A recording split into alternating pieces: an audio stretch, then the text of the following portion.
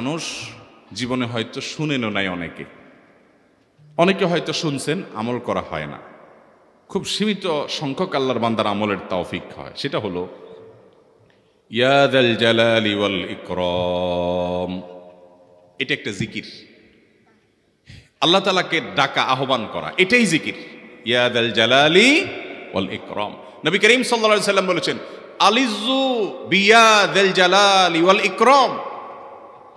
তোমরা ইয়া যাল জালালি ওয়াল ইকরাম এটাকে আঁকড়ে ধরো, এটাকে নিয়মিত করো, বেশি বেশি করে বলতে থাকো এটাকে সব সময় এটাকে মুদাওয়ামাতের সাথে কন্টিনিউয়াসলি এটা বলতে থাকো, ইয়া যাল জালালি ওয়াল ইকরাম।